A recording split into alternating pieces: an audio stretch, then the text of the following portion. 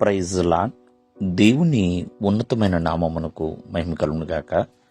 ప్రభు నామమున మీ అందరికీ హృదయపూర్వక వందనాలు. ఈ ఉదయకాలము దేవుని వాక్యాన్ని విందాం. ఆదికాండము 29వ అధ్యాయము 6వ వచనము. అతడు క్షేమముగా ఉన్నాడా అని అడగగా వారు క్షేమముగానే ఉన్నాడు, ఇదిగో అతని కుమార్తె అయిన రాహేలు గొర్రెల వెంట వచ్చుచున్నదని చెప్పిరి. ప్రియమైనవారలారా, యాకోబు అడుగుచున్నాడు. ఎవరిని అడుగుచున్నాడంటే, మరి కొంతమంది గొర్రెల కాపరులు ఉన్నారు.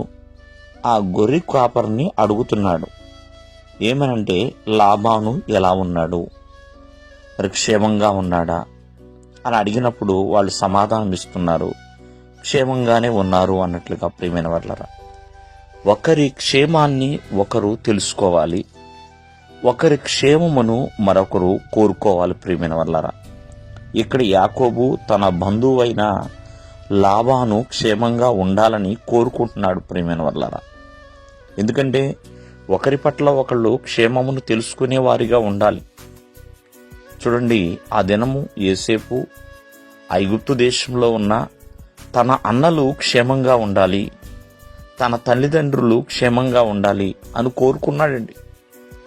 ఎందుకంటే ఇతరులు క్షేమము కోరుకున్నవాడు ఎప్పుడూ కూడా సంతోషంగా ఉంటాడు, ఎప్పుడూ కూడా అతను కూడా ప్రియమైన వాళ్ళ క్షేమంగానే ఉంటాడు. యోసేపు తన జీవితంలో తన సహోదరుల మీద పగ తీర్చుకోవాలని కోరుకోలేదు, వాళ్ళు క్షేమంగా ఉండాలని కోరుకున్నాడండి.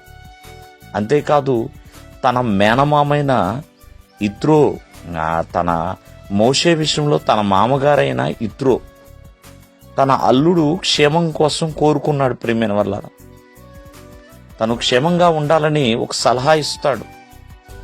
మరి అందరికీ నువ్వు న్యాయం తీర్చాలంటే చాలా సమయం పడుతుంది, కాబట్టి నాయకులుగా కొంతమంది పెద్దల్ని ఏర్పాటు చేయి అని సలహా ఇస్తాడు. కావున ఈ రోజున ఎదుటి వారి యొక్క మేలు వార్చలేని వారు ఉండొచ్చేమో, కానీ ఎదుటి వారి క్షేమాన్ని మనం కోరుకునే వారిగా ఉండాలి.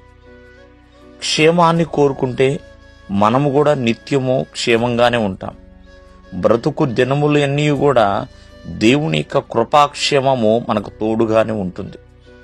కావున ఈ ఉదయకాలం ముందు ఆలోచించండి, క్షేమమును కోరుకునే అనుభవంలోనికి రావాలండి.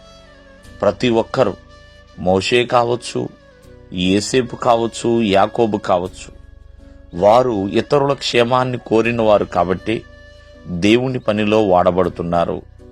దేవుడు మిమ్మల్ని ఆశీర్వదించునుగాక. ఆమేన్.